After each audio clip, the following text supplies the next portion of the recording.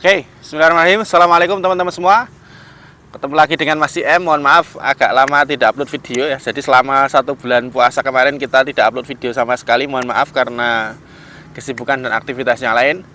Sebelum dilanjutkan videonya, kami mengucapkan taqabbalallahu minna wa minkum minal aidin wal faidin. Selamat Hari Raya Idul Fitri 1443 Hijriah. Dan apabila selama berinteraksi dengan teman-teman semua di YouTube atau di media sosial yang lain kami ada salah, baik sengaja maupun tidak, kami mohon maaf yang sebesar-besarnya. Semoga Allah Subhanahu wa taala mengampuni dosa-dosa kita dan menerima amal ibadah kita. Amin ya rabbal alamin. Baik teman-teman sekalian, di kesempatan kali ini kita akan membuat video ringan ya tentang sebuah motor yang ada di belakang saya, yakni adalah Honda Beat. Motor ini pernah kita komparasikan dengan Yamaha Mio Gear di video sebelumnya, nanti bisa dicek di playlist ya, atau nanti kita sertakan linknya di bawah di deskripsi. Dan ini adalah motor yang dipakai oleh istri untuk kegiatan sehari-hari, termasuk juga saya biasanya menggunakan motor ini juga, karena ini adalah motor utama. Ada beberapa motor yang ada di rumah, cuma yang paling nyaman sepertinya motor ini. Nah, di video kali ini kita akan sedikit mereview motor ini, pengalaman 1 tahun menggunakan Honda Beat ya. Jadi bagaimana plus minusnya, kelebihan kekurangannya, nanti akan sedikit kita kupas. Dan ada sedikit hal yang menurut saya agak aneh tapi memang nyata ada di motor ini. Apa itu? Simak video ini sampai akhir. Jangan lupa like, subscribe dulu, nyalakan loncengnya bagi yang belum. Wait. Nah teman-teman, ini adalah Honda Beat tahun 2021 ya, dan model terbaru. Jadi sampai sekarang masih diproduksi dengan model seperti ini. Ini yang sudah menggunakan LED untuk headlampnya yang depan. Kemudian dia sudah dibekali dengan kombi brake system.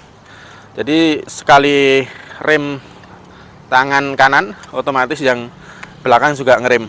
Jadi sekali tuas berfungsi menjalankan 2 tuas. Ini sangat membantu, jadi untuk pengiriman lebih aman ya. Jadi kalau kita mendadak hanya menarik rem tangan kanan ya, tuas tangan kanan yang kalau di kebanyakan motor untuk rem depan, ini otomatis dia juga mengerem belakang ya. Jadi dia menggunakan juga tuas rem kiri. Jadi sistem kombi brake system yang sebelumnya diaplikasikan di motor-motor yang lebih mahal, minimal Vario ya, sekarang ini sudah diturunkan di motor-motor entry level, termasuk Beat juga sudah menggunakan teknologi yang sama. Berikutnya dia sudah dibekali dengan idling stop system ini ya. Kemudian untuk starternya sudah starter senyap, tidak ada suara. Nah, jadi langsung start begini. Kemudian untuk kunci kontak dia masih pakai manual begini, belum pakai remote. Untuk membuka jok dia pakai ini. Kemudian dia sudah dilengkapi dengan power outlet. Jadi kalau mau ngecas dari motor bisa. Lumayan komplit untuk sebuah motor entry level ya. Lain-lain standar motor kebanyakan. Untuk speedometer dia masih menggunakan analog, belum digital. Tidak ada masalah karena memang ini adalah motor entry level dari Honda. Itu beberapa awalan ya dari motor ini. Nah berikutnya kita bahas sedikit kelemahan dari motor ini ya. Menurut pemakaian saya selama kurang lebih 1 tahun. Jadi ini kita beli motor kondisinya second, tapi waktu itu odometernya baru 2000 km. Saat ini sudah kita pakai hampir 1 tahun, odometernya baru 6800. Jadi memang pemakaiannya belum kita pakai jauh-jauh, hanya untuk antar jemput anak. Jadi kita pakai kurang lebih sudah 4000 kilo. Sejauh yang kita rasakan ada beberapa minus. Yang pertama ya, ini minus ya sekaligus juga kelebihan ya, karena gimana, memang desainnya seperti ini. Yang pertama adalah joknya ini yang terlalu sempit ya. Sempit kalau untuk orang yang punya postur badan gede ini tidak nyaman. Tapi kalau untuk emak-emak yang bodinya tipis, karena memang desain motor ini kan juga ramping ya, ini memang ya tidak ada masalah ya, memang begitu adanya. Berikutnya, salah satu kelemahan dan termasuk keanehan dari motor ini ya. Jadi kita pakai dari awal dulu itu menggunakan Pertamax.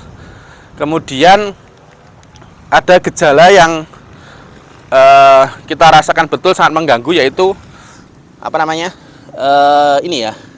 Jadi di RPM rendah itu respon gasnya itu agak kurang ya. Jadi semacam ada jeda ketika ditarik gas begini, dia itu agak lelet.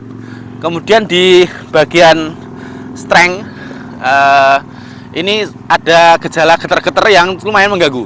Jadi kalau pas jalan pelan gitu ya, itu suara bagian getaran di strength-nya begini itu ada deret, itu lumayan mengganggu. Nah, ternyata ketika kita turunkan BBM-nya jadi RON 90, sebelumnya kita pakai RON 92 yaitu Pertamax. Kemudian kita turunkan Pertalite ke Pertalite yang RON 90. Ini malah justru gejala di motor ini yang berbet di awal, kemudian ini bergetar-getar, itu malah justru hilang sama sekali. Ini aneh ya. Dan ini salah satu hikmah Pertamax naik. Jadi karena Pertamax naik, harganya sampai sekarang sudah tembus 12,5 ya, 12,5, hampir 12,5 apa 13,5 sih, 12,5 ya. Kemudian kita juga menyesuaikan kondisi ekonomi. Akhirnya kita downgrade ke Pertalite, dan ternyata tidak disangka-sangka justru ketika menggunakan Pertalite itu motor ini lebih nyaman dipakai. Jadi gejala getar-getar di awal, kemudian gergel-gergel di CVT-nya itu hilang ya. Jadi dia responsif sekarang. Aneh memang ya. Nah, itu sedikit minus dan ya sedikit keanehan dari motor ini. Nah, bagi teman-teman yang mengalami kendala serupa, bisa diceritakan di komentar. Apakah ini hanya motor ini saja atau punya teman-teman juga begitu. Jadi kita pakai Pertamax itu tarikan awalnya itu lemot, kemudian ada gejala gergel-gergel di CVT-nya. Tapi kita ganti Pertalite, gejala itu hilang sama sekali. Ini aneh. Sampai sekarang malah kita nyaman pakai Pertalite ya. Jadi kita isi Pertalite terus, tidak kita isi Pertamax. Ngirit, tapi juga ke motor lebih enak. Itu kelemahan berikutnya sekaligus ya sedikit keanehan dari motor ini. Untuk kelebihannya,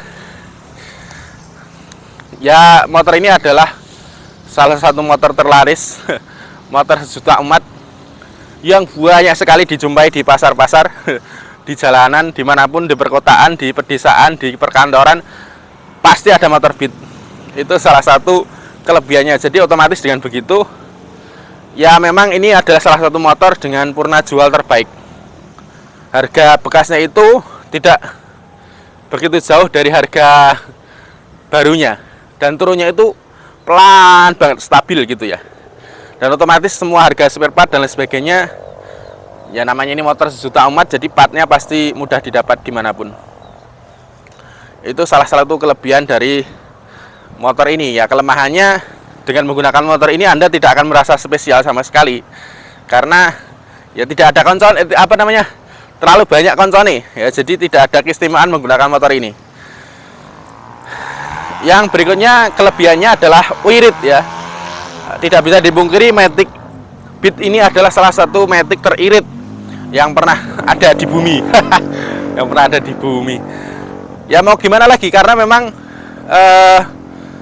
di beberapa tester itu menyampaikan 1 liter bisa sampai tembus 70 km ya, luar biasa.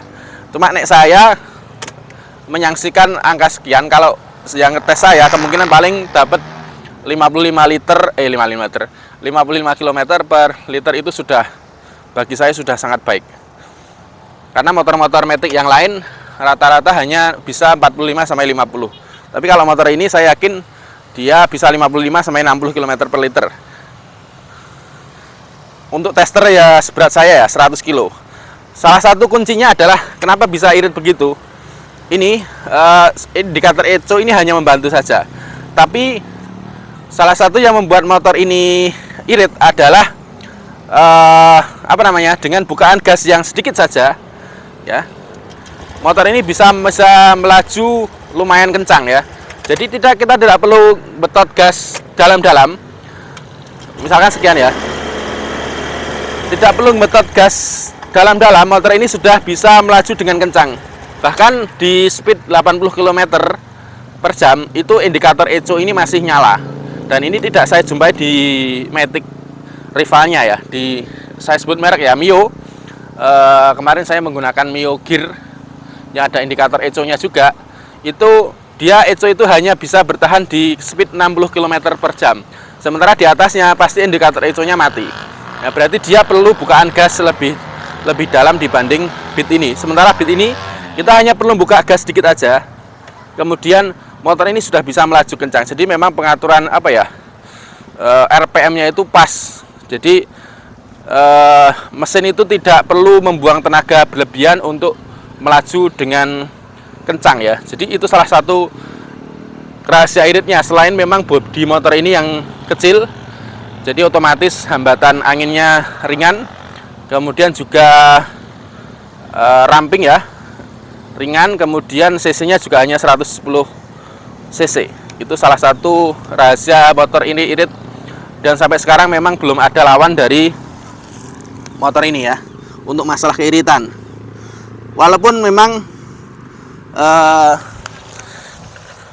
mesin Beat ini banyak dipakai di aplikasi di motor-motor yang lain, semacam yang masih pakai 110 cc ya, ada Vario 110 cc, kemudian ada Scoopy juga yang pakai 110 cc. Cuma kan untuk masalah keringanan bodi, kerampingan bodi, Beat ini tetap juaranya karena Scoopy itu agak berat, kemudian agak lebar juga, otomatis konsumsi BBM-nya tidak akan bisa seirit ini. Nah, kalau yang Beat ini luar biasa, memang dia sangat ekonomis dan boleh dikatakan ini adalah motor dengan value for money terbaik. Harganya yang paling terjangkau. Kemudian sudah dapat motor yang irit bisa, kenceng juga bisa. Kenceng juga bisa karena saya tes dengan bobot saya 100 kilo up. 103 tepatnya. Itu motor ini masih bisa melaju dengan kecepatan 100 km per jam. Luar biasa untuk sebuah Matic 110 cc, dia mampu dengan top speed yang hampir 100 km per jam. Kalau dengan rider yang lebih ringan, saya yakin bisa lebih kencang lagi. Itu jadi luar biasa ini motor ini. Apa ya, masalah body, saya rasa tidak ada masalah ya. Kalau ada yang benci dengan body Honda yang kaleng-kaleng begitu ya katanya, plastiknya tidak setebal merek sebelah, saya pikir tidak ada masalah. Dan untuk 5 tahun atau 10 tahun pemakaian juga tidak ada masalah di plastiknya ini. Memang walaupun ini agak tipis ya, tapi nek saya ngarani itu ulet. Kalau yang Matic sebelah itu tebel tapi getas ya, pilih mana? Tipis, ulet, atau tebel, getas ya. Kalau saya sih mending tipis, ulet ya. Jadi kalau ketika kena benturan, kemudian jatuh itu tidak mudah pecah walaupun bodinya tipis. Itu beberapa kelebihannya.